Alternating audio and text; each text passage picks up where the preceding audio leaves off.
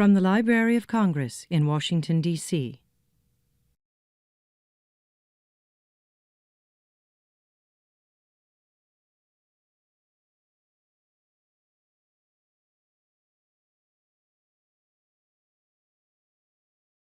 Welcome to this program. I'm Georgia Higley. I'm head of the newspaper section in the Serial and Government Publications Division, and I want to welcome you all to our latest program that we're sponsoring. We're very fortunate today to have Thomas A. Bogar share with us the results of his research project that resulted in the book Backstage at the Lincoln Assassination. We consider Tom a friend of the Serial Division. He did part of his research in the newspaper and current periodical room, taking advantage of our incredible collection of newspapers from around the United States and from around the world. Tom has taught theater history, dramatic literature, and theatrical production for 40 years, most recently at Hood College in Frederick, Maryland, and has directed over 70 theatrical productions. He holds a PhD in theater history, literature, and criticism from Louisiana State University, an MA in play directing, and a BA in educational theater, both from the University of Maryland. In addition to Backstage at the Lincoln Assassination, that was originally published in hardback in 2013 and just last month in paperback, he's the author of American Presidents Attend the Theater from 2006, and also a biography of the 19th century actor-manager John E. Owens that was published in 2002. He's also the recipient of 2 National Endowment for the Humanities fellowships and has served as a judge for Washington's Helen Hayes Theater Awards. He lives in Silver Spring, Maryland. Backstage at the Lincoln Assassination, Dramatic Lies Behind the Headlines, has been very well received. Critics have described it as innovative, engrossing, and definitive. As one reviewer put it, even the most ardent of Lincoln assassination addicts will find much to savor and learn in this terrific book. High praise, and he lives up to it. I also think that the preface has one of the best beginnings I've read in a history book, because it immediately immerses you in the world of April 14th, 1865. And so I want to take the liberty of reading that first beginning few sentences. Imagine for a moment that the President of the United States has just been murdered in your workplace by one of your most admired and charismatic colleagues as you stood nearby. Picture the chaos that erupts around you as your mind races, fearing for your own safety and of being thought complicit, recollecting in panic any ill-chosen words you ever uttered that could be construed as hostile to the president, as well as the times you were seen socializing with the assassin, as recently, in fact, as the drink you took with him a few hours in the bar next door. From that instant onward, your world would never be the same. I mean, I'm in after that start, right? So I'm delighted that he's going to be speaking in greater detail about his book. Following the program, there's an opportunity to ask questions and also to purchase your own copy of the book. So please welcome Tom Bogar and his discussion of Backstage at the Lincoln Assassination, Dramatic Lies Behind the Headlines. Thank you, Tom. Thank you, Georgia, and thank you to Terry and to really everyone in the staff from the newspaper and periodical room and to Michelle from the manuscript room. But I have to say, before I even begin any of my actual talk, this, especially the newspaper's room, has become my home away from home. For 35 years since I started doing my dissertation, if anyone were to hunt for me other than my house, if my wife needed me, I think that's where she would come to find me in the newspaper and periodical room, because the knowledge of the staff, the professionalism, the dedication is just second to none anywhere. So many times, the help that I've gotten, the direction, the help with finding things that didn't want to be found, that and I really want to address, especially after the semi-slur and the post recently, how happy I've been with the technology. It's been wonderful. the technology, the things that we have available to us is really just astounding. So I'm so grateful for all of them and all that they do for us. 150 years ago next week, an event of monumental importance occurred, which really has resonated through that last 150 years. And I think not just the immediate period of Reconstruction, but really echoed, I think, down to the present day. It's certainly one of the most easily written about subjects in all of American history. And one of the questions that I always get asked in interviews is, how did you come up with a topic with all the books that have been written about the Lincoln assassination that nobody thought of? And really the answer is that I'm a theater historian. And so everything that I look at is through the prism, the eyes of theater people. And we know that context is everything in history. But what people forget is that this infamous act on April 14th, 1865, occurred in a theater in front of a live audience, committed by an actor who was close personal friends with many of the people who were backstage. And so I found myself thinking, what would it have been like? I came across this iconic playbill, which most of us have seen, for our American cousin for that night. And I think if you asked anybody on the street, they would certainly know the events of that night, the headlines about Lincoln and Booth, and they might know the headliner herself, Laura Keene.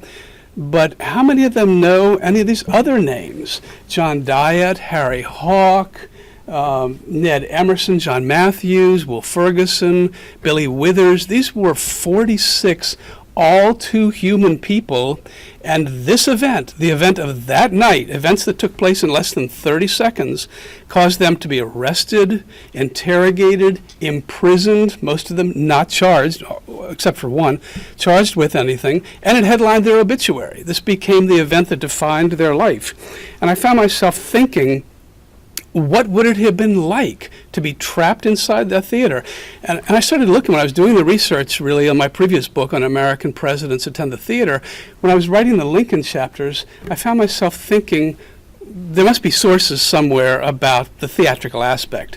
And every single book that I picked up either followed Booth out the back door to his horse in the alley and his death in that burning tobacco barn on the Garrett farm, or it followed the mortally wounded president as he's carried out across the very muddy 10th Street over into the Peterson House. And nobody, not one book, hardly even any articles anywhere, talked about the people who were trapped inside the theater as the soldiers marched in, took up their stations. The crowd in the street is chanting, "Burn the place down," and they're terrified, especially the ones who were, and many were, close personal friends with Booth, who had taken a drink with him. It's funny, next to Ford's Theater there were two saloons. The Star Saloon to the south was where all the Unionists, the Confederates sympathizers hung out.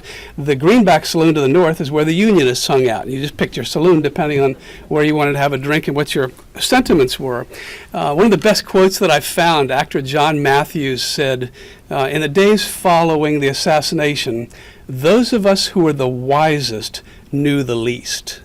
In other words, you just kept a low profile, you didn't talk about it, and I think in most cases, I found myself thinking, as I resolved to tell their story, of that wonderful quote from Macbeth. And Macbeth was Abraham Lincoln's favorite Shakespearean play, ironically about the assassination of a king and the aftermath of that assassination.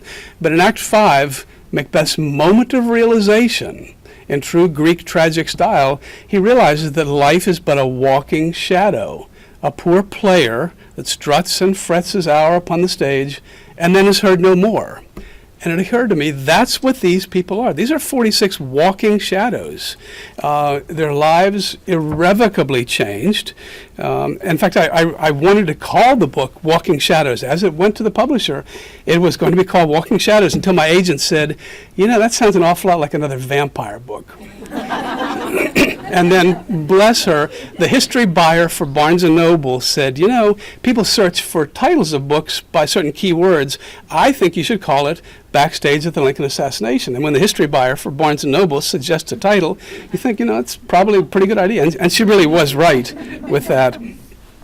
The trouble with trying to track these people down really ended up being a much greater challenge than I thought. First of all, their names in many cases were not their real names. They acted under stage names. One of Booth's friends, who was an actor backstage at Ford's, was Edwin Hunter Brink. But he acted as E.H. Brink or as Edwin Hunter. So you have all these variations, the permutations of their names, their stage names. Also, the actors move around so much because of their nature of their business. In fact, they would travel freely through the North and the South, through the war. John Wilkes Booth himself used to say, "My name is my passport. I can go anywhere through the lines," as he was smuggling quinine to the Confederates. So the census didn't always track them. Census records didn't help that much. The dates weren't always right either. They would change their birth dates. In fact, one of the oddest things that I found was that the actresses, for each 10 years that they aged, they would move their birth date up 5 years. So that threw me off on the records also.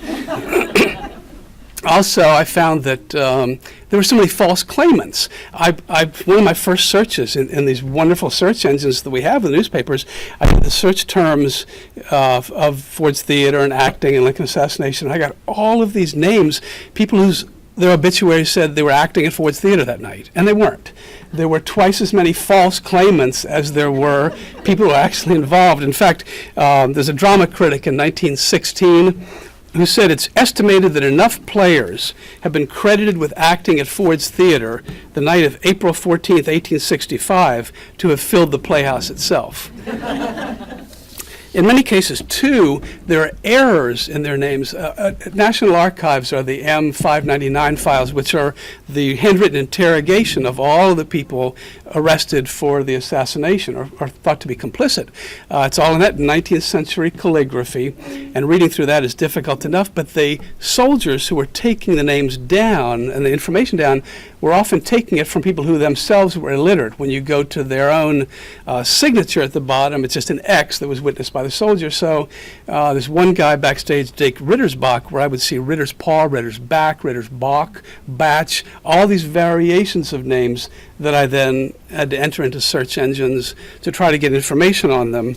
And another thing that I found was that the crew isn't listed. You go to any play today at Arena Stage, Kennedy Center, and in the back of that program is the name of every person who put every prop on the stage or did anything with the scenery. But not in the time of 1865, the crew wasn't listed.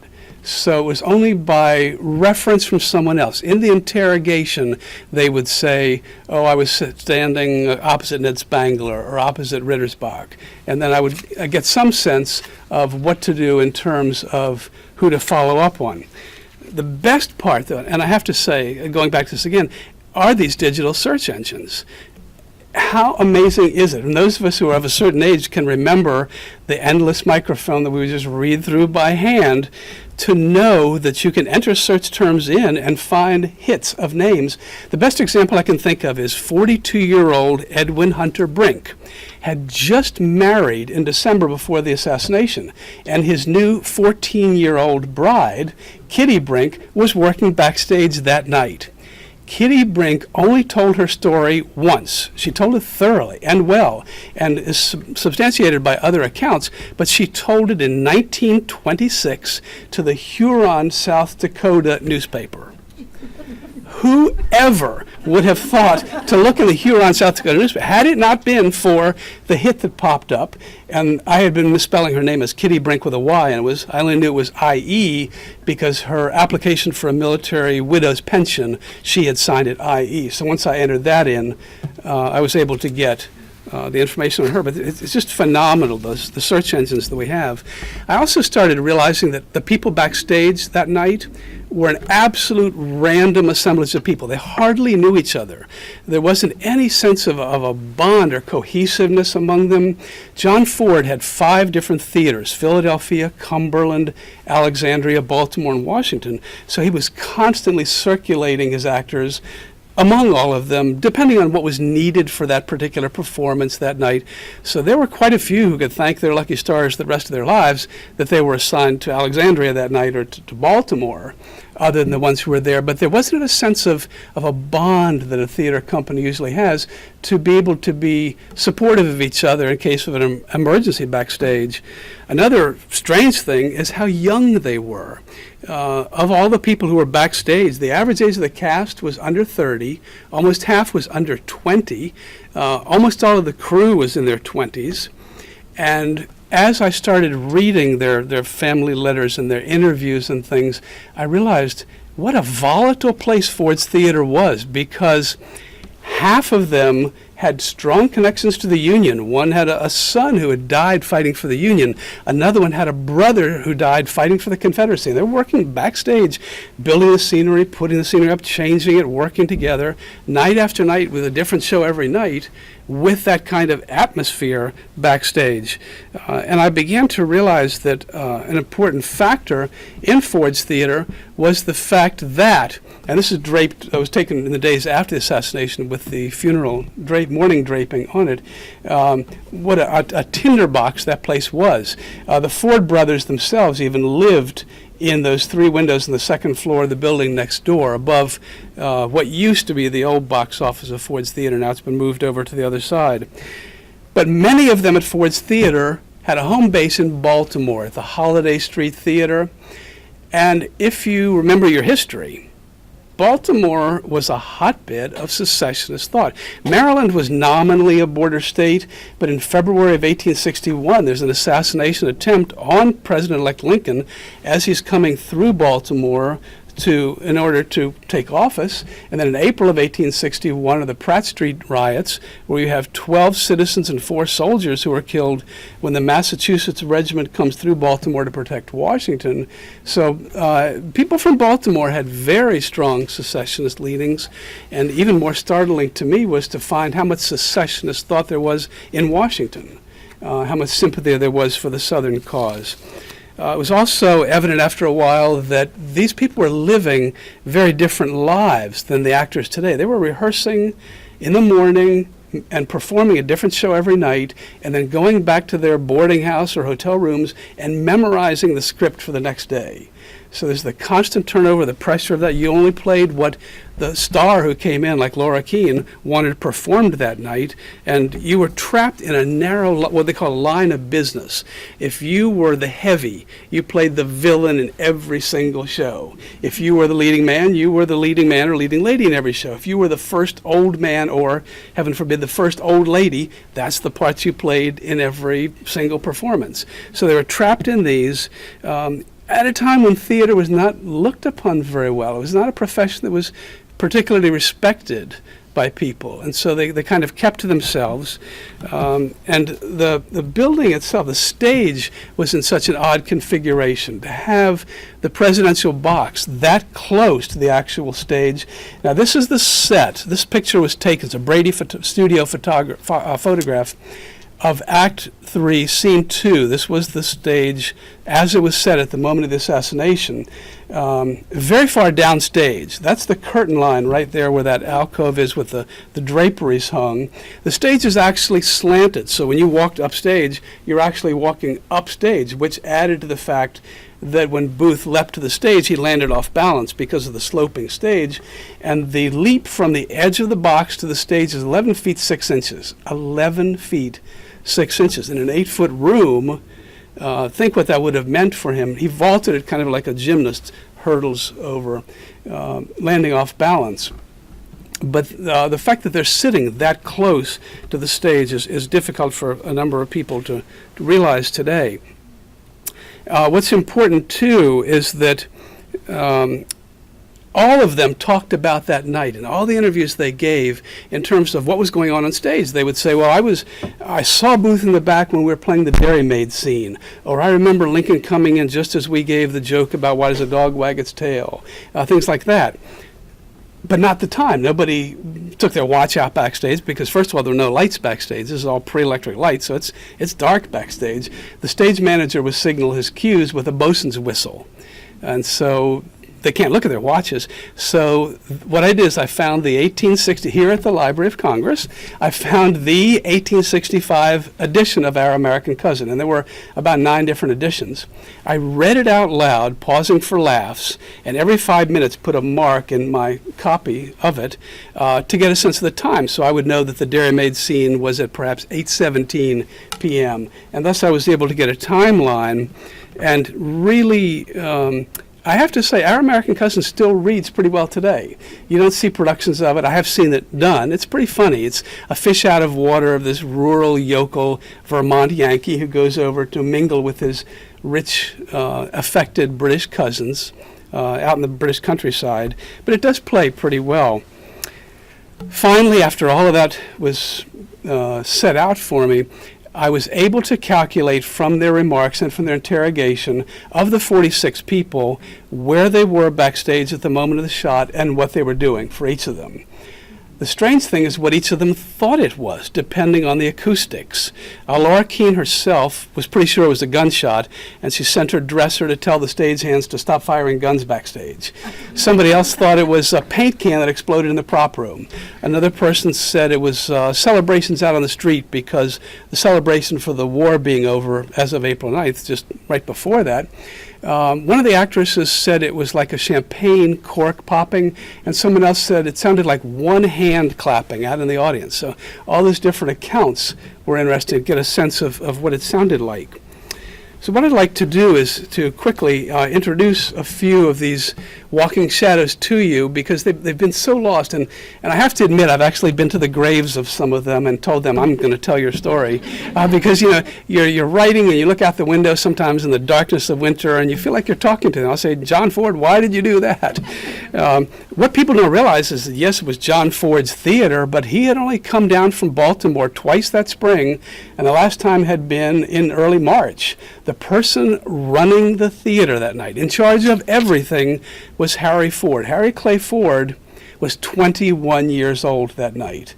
Boyish, gregarious, close personal friend of John Wilkes Booth, could joke with him.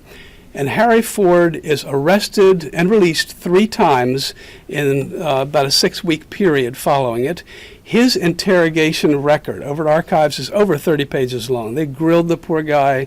And yes, he was friends with Booth, but didn't know anything about the plot or even the abduction. There had been 2 failed abduction plots that Booth had before the assassination, and Harry Ford really wasn't privy to any of that, but he had the responsibility for the theater.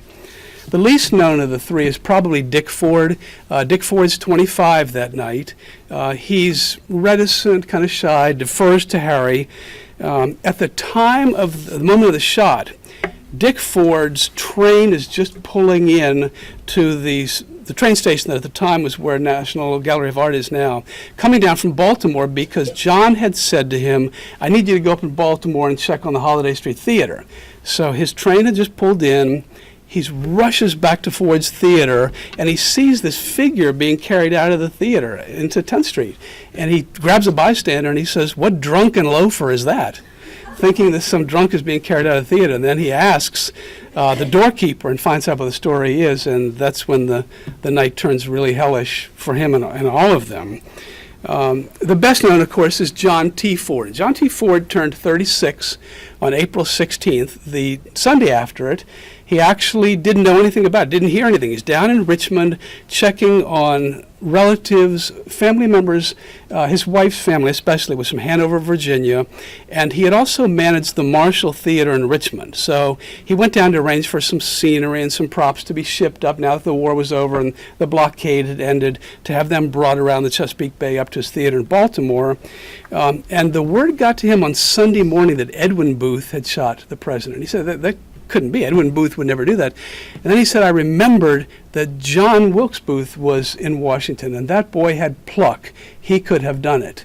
And John Ford, unbeknownst to most people, and this is not made me hugely popular, I think, with fans of Ford. He was a secessionist up until the war started. He was an ardent secessionist when he ran the theater in Richmond, but he was smart. When the war broke out, he knew enough to trim his sails, and he really stayed neutral. He allowed the Union Army to build a fort in the front yard of his Gilmore Street home in Baltimore. His wife came out and fed the soldiers regularly. And so I wouldn't say he converted, but he knew enough to keep himself really strictly neutral during the time of the war. John Ford, however, is still arrested. As soon as he comes back to Baltimore on Monday, the 17th, he's arrested and taken to Old Capitol Prison. Old Capitol Prison was a fearsome place. It had been originally constructed after the War of 1812 to temporarily house the Capitol after the burning of the Capitol, and it had just been subjected to very rough wear. This building stood where the Supreme Court does today. To the right of it, you see that little wall. There was another building right next to it. It's a series of row houses that is where the Jefferson Building of the Library of Congress is now. That was the old Capitol Annex. That was an equally rat-infested place. When it was called Duff Green's Row in the 40s, it was the home where Congressman Abraham Lincoln lived during his one term in Congress in Duff Green's Row, in what became the Capitol Prison. John Ford is held there for 39 days, never charged. He mounts an aggressive campaign against Secretary of War Edwin Stanton to be able to reopen his theater. He's losing thousands of dollars a day because he can't open his theater, and Stanton is determined, you will not open. He absolutely will not open it, and resists any effort on Ford's behalf. In fact, finally, they do think that by mid-July, they get temporary permission to reopen the theater. They bring the actors back together again. They announce they're going to do the play that was going to be the next night. And lo and behold, Stanton changes his mind and says no, and shuts it down again. And as we know, it's 100 years before Ford's Theater ever sees productions of theatrical productions again. And time and again, you have to admire John Ford's tenacity. Fortunately, John Ford's papers are where?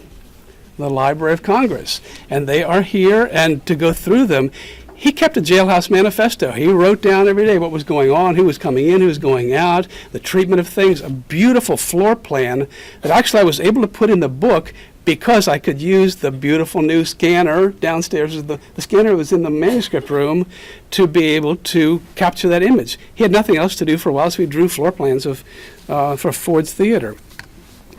Easily the biggest headliner for that night was Laura Keene. And this was Laura Keene's benefit night. On a benefit night, the actor chosen received all the box office except for minor expenses. And Abraham Lincoln first of all, he loved Laura Keene's performances. He had seen her perform before, loved her, loved the kind of play this was. This folksy humor was Abraham Lincoln's kind of favorite humor. And on her benefit night, he wanted to go because he knew that his appearance there would boost box office. So it would be better for her if he's announced as being there. This picture is previously unpublished. I got it, they dug it out for me at the Harvard Theater Collection. This is the gray moire silk dress that she wore in Act 3 of Our American Cousin, that later became the famous bloodstained dress that was cut up into millions of pieces, and every now and then a piece will still surface somewhere on eBay, claiming to be like part of the True Cross, part of the dress of Laura Keene. She had been one of the most feared, respected theatrical managers in America in the 1850s in what was essentially a man's world. She was tough. They called her the Duchess behind her back, but she really ran things wonderfully efficiently. And as soon as the shot occurred, her managerial instincts kicked in, and she walked to the edge of the stage and tried to quiet the audience. She said, "Keep your places, and all will be well." And it wasn't well, and it didn't work very well. Excuse me. But one of the actors knew a way to get up to the booth, the presidential box, a backstage way, and took her out the stage door, not the one that Booth escaped from, but the other stage door, stage left, and went up the back stairs of the Ford brothers' apartment, through their apartment, back around through the lounge, and into the front door of the presidential box, and there cradled the wounded president's head. and there's controversy today. There are people, and there are few groups more fanatically argumentative than Lincoln assassination scholars. And there are those who say Laura Keene never could have made it up into that box that night. Never, Mary Lincoln never would have let her cradle her husband's head.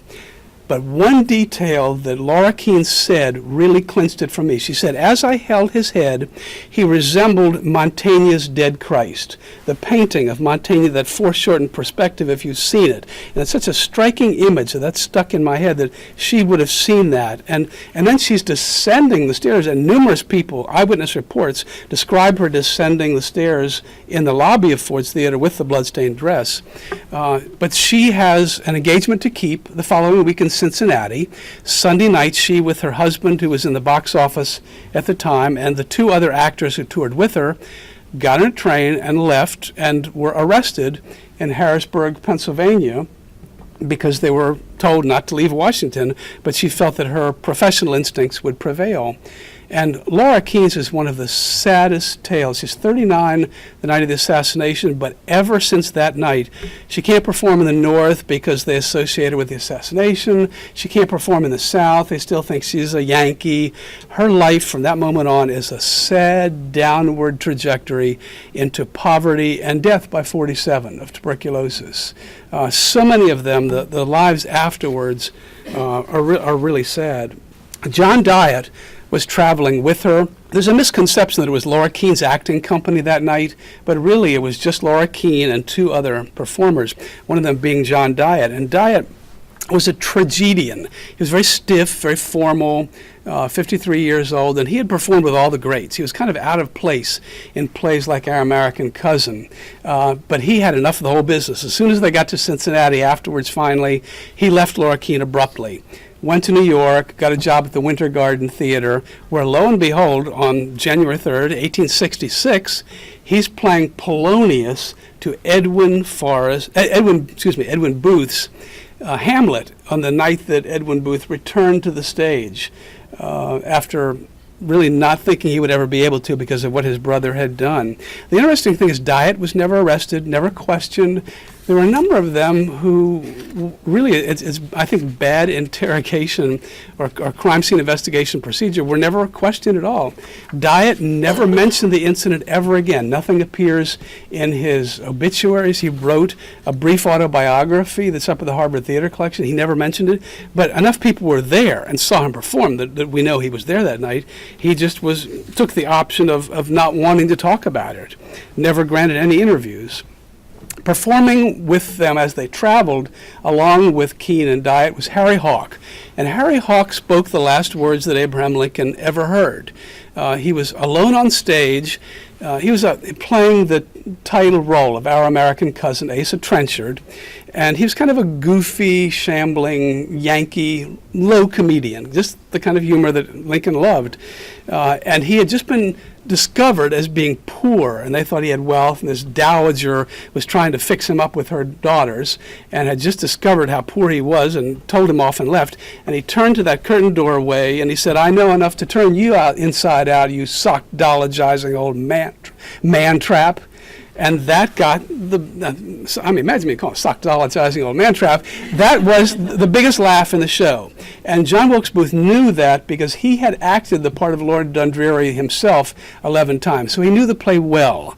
There is a mythology that he fired the shot during the laughter, but Harry Hawk maintained to the rest of his days that he didn't get the line quite finished when the shot rang out. And that he had turned to see what the disruption was. Excuse me. And he saw his sometime friend, and he was friends with Booth, as he was turned upstage to that curtained alcove, he saw Booth land right in front of him, holding a gigantic Bowie knife, striding toward him, his face white in a snarl, his eyes practically cartoonishly popping out of his head. And what does Harry Ford do? but runs off stage and runs up a flight of stairs to his dressing room that most historians had thought was just out of fear. But I dug up an account of why he ran so fast. It turns out that Harry Hawk had been seeing one of John Wilkes Booth's fancy women who lived over in the brothels on Ohio Avenue there by the Jefferson Memorial now. And Booth had said to him several days before, if I ever catch you with her again, I'll kill you. So when Booth left, Harry Hawk thought he was coming to kill him, and that's why he runs off the stage. John Matthews is fascinating. He's a member of the Ford's Theater Stock Company, so he's actually based in Baltimore and Washington. They called him Crazy John Matthews. He played the heavy, the villain in all the roles. He was a very close friend of John Wilkes Booth. In fact, when Matthews played in Washington, he used to rent a room in the Peterson House across the street. Not the night of the assassination, but in March of 1865, he had rented the very room that Lincoln would die in, and his friend, John Wilkes Booth, and some other actors came to visit him in that room. And in March of 1865, John Wilkes Booth sprawled out on the very bed Lincoln would die on and took a nap and smoked a cigar in that same room. Booth trusted Matthews so much that afternoon he accosted him on Pennsylvania Avenue in front of where the National Theater was then and is now, and gave him a letter that he said, John, I need you to put in the newspapers. Get it to the newspapers tomorrow morning. And it was a description, a justification of why Booth did what he did. And Matthews was actually on his way to the liquor store. It amazes me how much drinking was done that night. By my calculation, Booth himself had 7 or 8 drinks by the time he arrived on a horse in the alleyway to when he actually fired the shot in the Star Saloon next door. But Matthews, even though he's a friend of Booth, didn't want to be caught up in those abduction attempts and wouldn't help Booth, but Booth locked him in by giving him that letter. So Matthews gets back to his rented hotel room that night, his boarding house room, reads the thing through, is terrified, tears it up, burns the pieces in the grate of the fireplace of his room. And when he's arrested that night, they don't find any evidence of the letter. And yet he was able later, because of his actor training, to recite most of it during the Johnson impeachment hearings when they brought all of them back in again for more testimony because they thought other people might have been involved who were connected with the theater. Matthews, though, was smart. He went to his priest and asked, it's a little ominous, asked his priest what he should do, and the priest said, get out of town, which Matthews did and went to Canada. George Spear was the first old man of the theater company. He was 55, in and out of alcoholic asylums most of his life. In fact, some accounts have him being drunk that night when he played the role of the butler, Binney. And he had a long-acting career, out west especially. John Ford had kind of taken him. His wife threw him out. He was in an alcoholics asylum. John Ford took him in, hired him at the theater. Spear was an old friend of the Booth family. In fact, he was the one who had to notify Edwin Booth in 1852 of the death of his family, of his father, the senior Junius Brutus Booth. Spear lost a son. His son was wounded fighting for the Union. When he died, his wife got all of the benefits. Spear is another one who dies a slow, impoverished death in the Edwin Forrest Home for Destitute Actors in Philadelphia. Ned Emerson was the leading man at Ford's. He's on the verge of real greatness. This was his first big role, playing Dundreary that night. He's a Virginian who had really known John Wilkes Booth well since the late 1850s in Richmond, often mistaken for Booth. This is a picture that the Emerson family allowed me to use, that they shared with me. And you can see in this the resemblance to his friend John Wilkes Booth that actually resulted in a misidentification that caused Emerson briefly to be arrested, people who thought that he was Booth. He's a Virginian. He's the one whose older brother had died fighting for the Confederacy. He had 4 other family members who'd been in the Confederate Army, but eventually is, of course, released and found not complicit. Actress Helen Truman that night is 19 years old. She's a Memphian. She had come north to Washington because her brother was arrested. He was a Confederate blockade runner, and he had been arrested. He was being held at Norfolk, Virginia, threatened with hanging. And Helen and her mother went there, begged for his life unsuccessfully. They went to Abraham Lincoln personally and begged to save the brother's life, and Lincoln did. He interceded and pardoned the brother.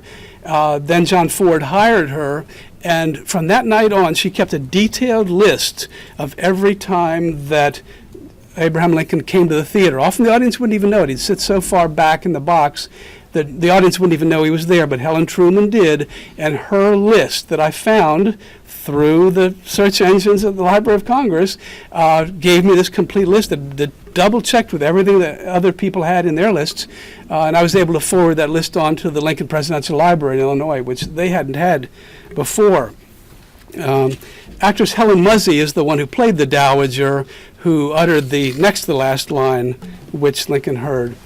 You might know the sad story of Ned Spangler. Spangler's the scene changer, the stagehand, who was a friend of Booth's, kind of a slow-witted drudge. His wife had died the year before, taken heavily to drink. He had helped build Tudor Hall, the Booth home, so he had known Booth ever since Booth was a kid, really.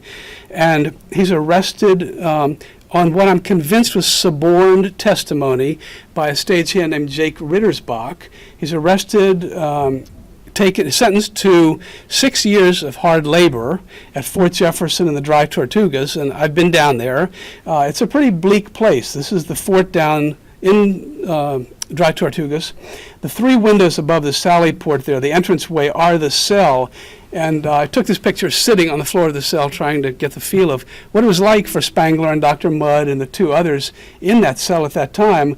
Mudd, unfortunately, tried a pretty stupid escape attempt, was caught right away, and they're thrown into an underground dungeon cell into which the moat flooded whenever it rained, the moat into which all of the waste of the prison was always thrown. The interesting thing about Spangler is that the testimony against him was based on him keeping the wing space abnormally wide. And they actually, Stanton gathered all the actors together the week after the assassination and made them reenact the entire play, pausing every scene change to take measurements to see if that wing space was kept unusually wide open. And John Ford kept saying the actresses are wearing hoop skirts. They have to be wide wing spaces. But they still arrested Spangler on the grounds that he had kept the wing space unusually wide. Imagine those poor actors having to go through that recreation, that and also for briefly holding Booth's horse. The stage manager that night, John Wright, was responsible. He stayed with his wife, stayed in the theater through that whole night. And Billy Withers is the conductor. Billy Withers was a staunch Unionist. He had served 2 enlistments in the Union Army bands, but doing much more than playing instruments. He also helped the surgeons with the amputations and carrying litters of wounded. And, Withers is unique in that for the whole rest of the time until his death, he told increasingly lurid, embellished, self-serving accounts of the assassination. Now, he almost single-handedly prevented it, how Booth's knife slashed him almost to the heart, almost to the neck, almost to the throat. The coat, Withers' coat, just has a couple of slashes, and I found Withers' military pension application in which the doctor had written no visible scars. So you knew that it was a little bit too embellished. But throughout the search for all of these 46 Walking Shadows lives, I have up on the wall next to my computer a quote from film director Martin Scorsese that kept me motivated. Your job, he said, is to make your audience care about your obsessions. And I have to say, these 46 Walking Shadows became my obsession, and so I thank you for caring about my obsessions, these Walking Shadows. Thank you.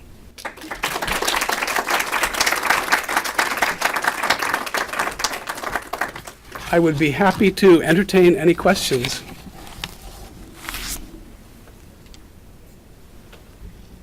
I should plant some ahead of time. I don't have a question, but Georgia and I did a little agile case display, which for people at the library knows it's these little 1-month displays.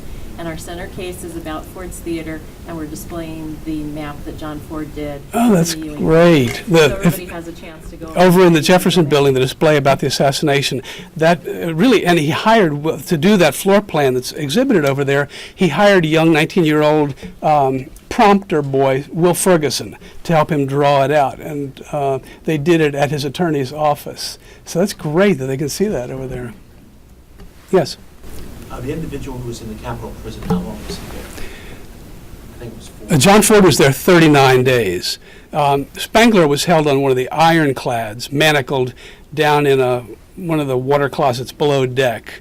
But most of them, the Ford brothers, all the actors who were arrested, they were held at Old Capitol. Ford was one of the longest at 39 days. Wouldn't even let his wife come see him for a while. Pretty bleak conditions. Never charged. What was the Ford Theater used after the assassination? Question was, what was Ford's Theater used for afterwards? That's one that I probably could have planted. It's a great question because it was used as a storehouse for Confederate war records. And the ironic thing there is they kept filling it up with file cabinets and clerks more and more. And in 1893, the day of Edwin Booth's funeral in New York, Ford's Theater collapsed, pancaking down and killing about 24 of the clerks who were working there. And then Stanton actually hired his brother-in-law to do the renovation of it. And Gifford, who had built it with John Ford, converted it from the Baptist church, didn't want anything to do with it. He said that the foundation was set so poorly that it was going to collapse one of these days, and it did. Yes, in the back. I have 2 questions. You are convinced that Laura Keene did climb those stairs in the back, then on the side to get into that room with that dress. The question was of Laura Keene accessing into the booth. Yes, because I've actually walked that route, and she could have fit through. She would have moved quickly. Remember that there's some give on those hoop skirts because it's a lightweight metal frame, and she would have pushed through, especially because Tom Gourlay, the actor, was ahead of her. Will Ferguson was behind her. They could have, knowing her personality, she would have gotten there. She was a fiercely determined woman, and she wanted to be in charge of keeping things under control. So both her personality, I'm convinced, the route of it being accessible, and her description of it. The actor who went up the stage, did he hear what Booth said? Is he a source? The question was, Harry Hawk, what did he hear Booth say? There's a number of different versions of that. Harry Hawk, who was moving stage right, he clearly heard Sic Semper Tyrannis, and then as Booth got over to stage right, he said, "The South is avenged." He said, "I have done it, the South is avenged." Just to the stage right, before he pushed Withers out of the way, he was talking with his new, almost fiancée, Jeannie Gourlay. They were married. There were 3 marriages within days of the assassination among the crew and cast backstage, which is kind of odd, all of which ended in divorce. The Brinks had done it just before, Jeannie Gourlay and Withers, just before, and May Hart. Also, I guess for security, because maybe only the people who had gone through that with you would understand what it meant. And the moot point, was Mudd guilty? I'm not in a position to really say. The question was about Dr. Mudd's guilt, and I just went in March. I attended the annual conference of the Surratt Society, which is the scholars of the Lincoln Assassination, and there people argue at length every point, and that's still being debated. There's evidence that Dr. Mudd knew who Booth was, and he was fulfilling his Hippocratic oath by fixing his leg, but he forgot to tell anybody. So to that extent, he's guilty, but certainly shouldn't have gotten the life sentence that he did. Yes? Of the Booth conspirators, how many of them had a theatrical background? Sam Arnold did, McLaughlin did. They were the 2 who went down with Mudd and Spangler to Dry Tortugas. None of the others. Davy Harold was a pharmacist apprentice. Payne Powell was a Confederate soldier. So none of the ones who actually did it were theatrically connected. Some of the others, I'm convinced that someone like Spangler and some of the others knew about the abduction attempts, because the first thing Spangler does, he grabs his pet puppy, runs out into the rain. It was raining by then, looking for Booth for an explanation. I think so many of them, the reaction was, wait a minute, that wasn't supposed to happen. That wasn't the plan. because they were originally going to kidnap Lincoln at Ford's, lower him over the edge of the box at 11 feet 6 inches, and then spirit him out the back door and get him up to Baltimore and then down the Chesapeake Bay to Richmond without being caught. Yes? Maybe others who know the history will. Was Lincoln how regular of a theater goer was he? I mean, weekly, monthly, daily? The question was, how regular a theater goer was Lincoln? Very regular. He was one of the most regular attenders of the theater of any of our presidents. He had been to Ford's Theater 18 times prior to that. He went with Mary when there were operas. He went with Hayes and Nicolay or other people when it was comedies, more with male company. But he really enjoyed going to the theater so often. I put him in my pantheon in the previous book, Presidents of Theater Going, one of the top 5. You'll never guess, though, what president attended the theater more than any other. Woodrow Wilson, who attended 223 times while he was in office alone. So he's up there in that pantheon along with Taft and a couple of others. So was James Garfield. Would that he had lived. Other questions? Yes. When Ford's Theater was shut down in D.C., were the other Ford's theaters shut down, and did the Ford's brothers end up dying destitute like Laura Keene did? No, John Ford always landed on his feet. Even after this, he shut down the one in Alexandria quickly, shut down the one in Cumberland.